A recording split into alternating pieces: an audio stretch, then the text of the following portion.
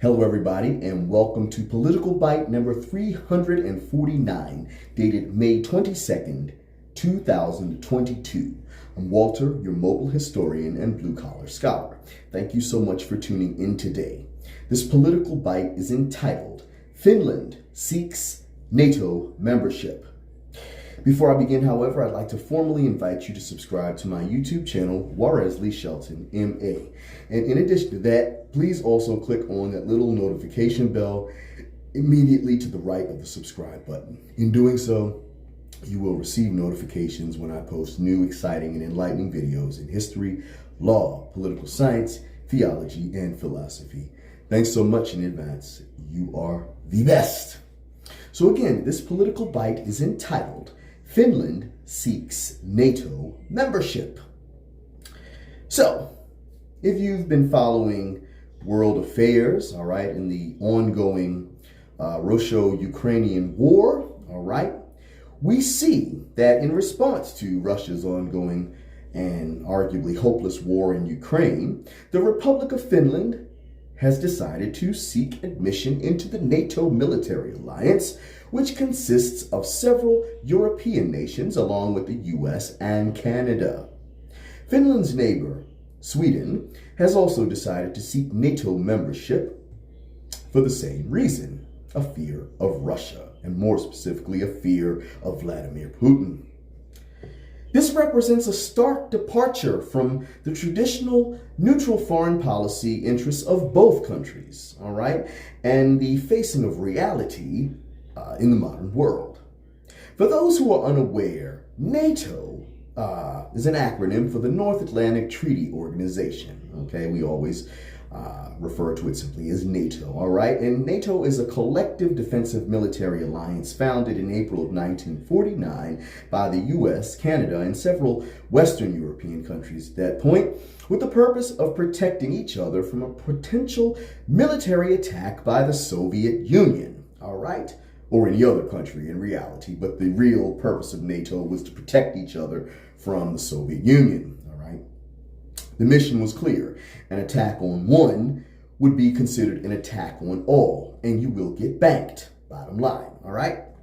For the modern generation.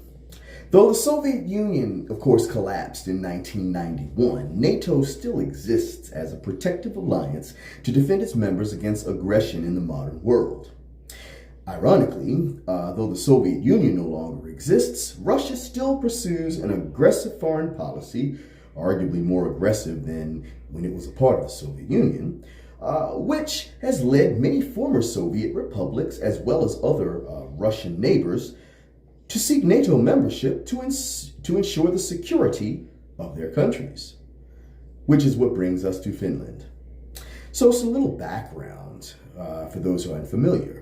Finland is a large Nordic country in Northern Europe, part of the region known as Scandinavia, along with Norway, Sweden, Denmark, and Iceland. Finland, which shares an 830-mile border with Russia, for those who were unaware, has been a sovereign nation since the collapse of the Russian Empire in 1917. As a former part of the Russian Empire, Finland's relationship with Russia has seen hills and valleys in the past century since independence. The two countries have fought two wars against one another, the first being the Winter War from 1939 to 40, and the Continuation War during World War II from 1941 to 44, all right? In the Winter War, Finland surprised the world by actually turning back the first Soviet advance into their country. And this is a country at that time of just a little over 3 million people versus the mighty Soviet Union with well over 100 million people and arguably a much stronger military.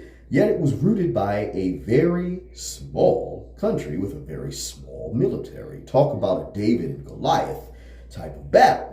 Now, even though the Soviet Union ultimately prevailed in the Winter War as well as the Continuation War, they paid a heavy price in defeating Finland. So Finland was not a walkover. You think Ukraine has stood its ground, Finland really stood its ground, all right? Finland was definitely not just going to let the Soviets walk into their country and take their land. You know, the whole purpose of the Winter War was Soviet designs on Finnish territory, and Finland's government more or less told the Soviets, pardon my French, to go fuck yourself. We're not giving up our land to you.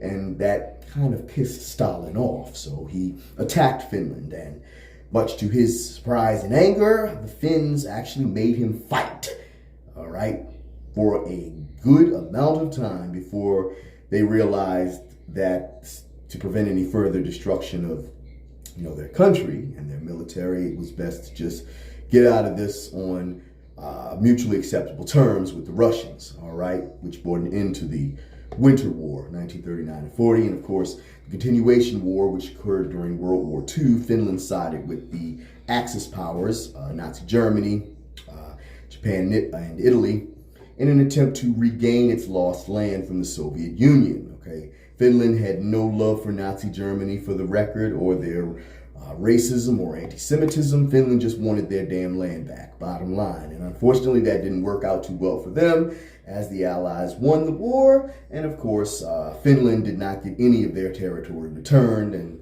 the 1940 border was restored between Finland and the USSR in 1944. Finland got out with what they had and just decided, well, so be it. We'll just have to learn to live with this. All right, so as a result of both the Winter War and the Continuation War, Finland lost about 10% of its territory to the former Soviet Union, but most importantly, they maintained their independence. Bottom line, all right?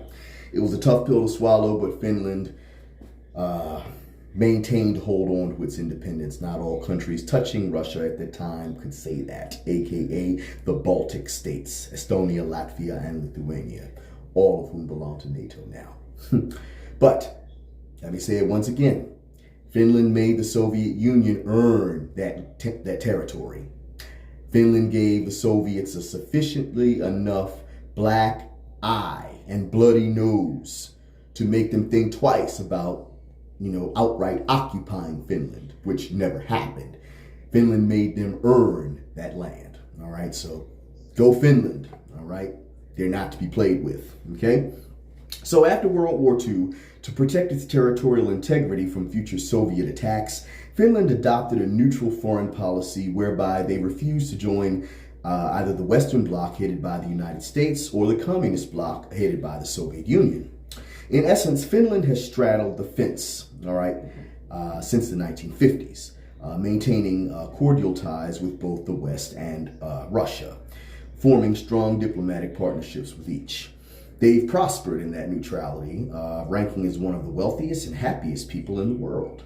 The Finns are also very patriotic people, all right? As I guess that's needless to say, with some 75% saying they would be ready at a moment's notice to defend their nation against a foreign attack.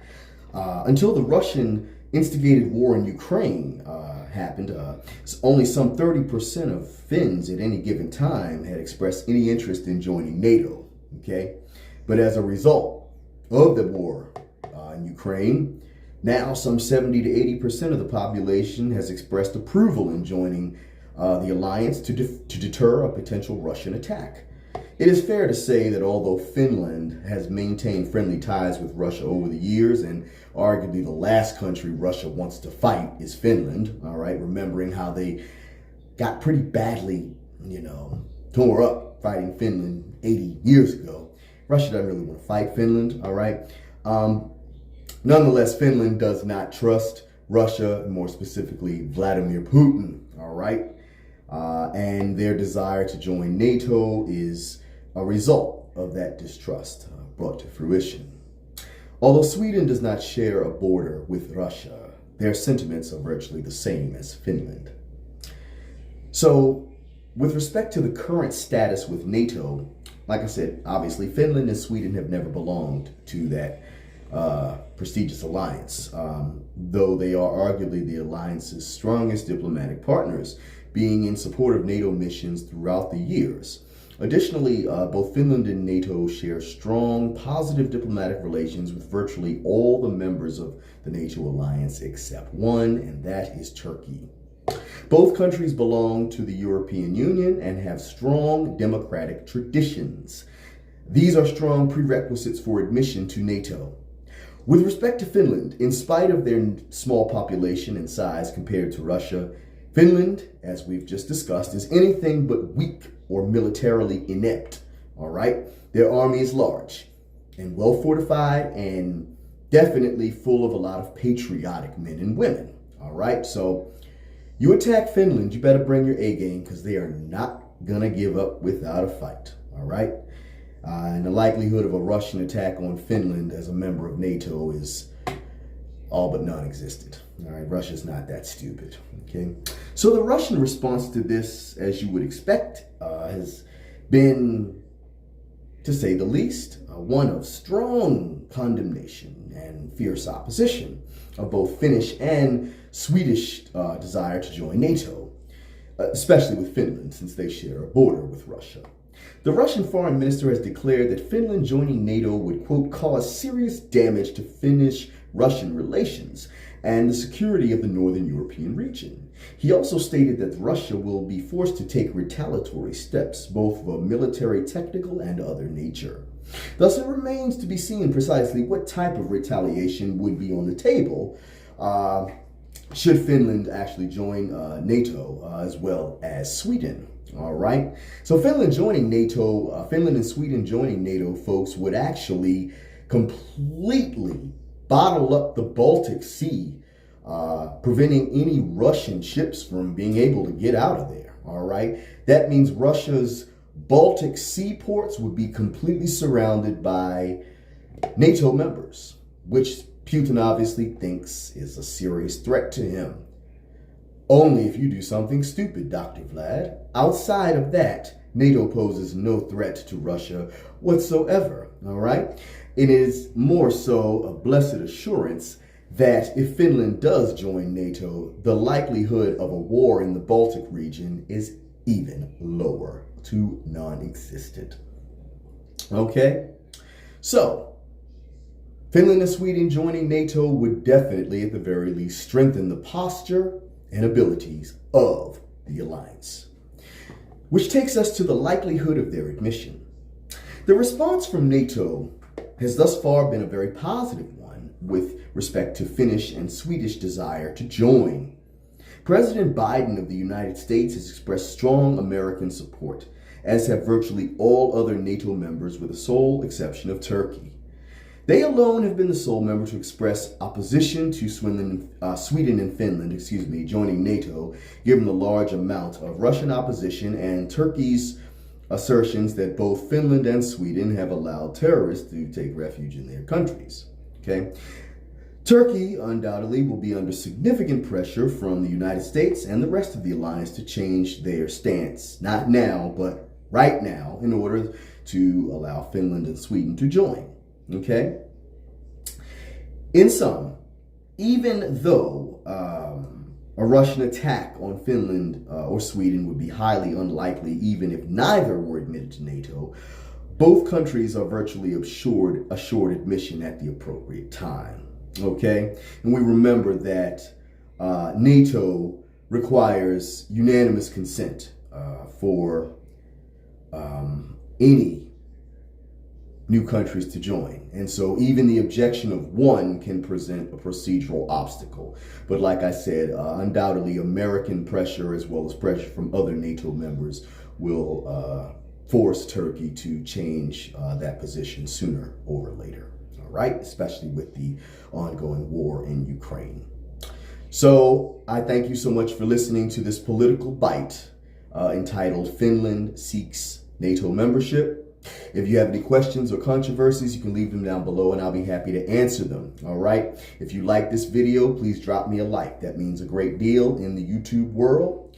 And I hope you learned something from this, most especially with respect to European geopolitics, NATO, and overall history of Russia-Finnish relations. All right. So again, thanks so much for listening. Take care of yourself. Stay safe out there. Let me know if you have any questions, and I'll talk to you at the next video.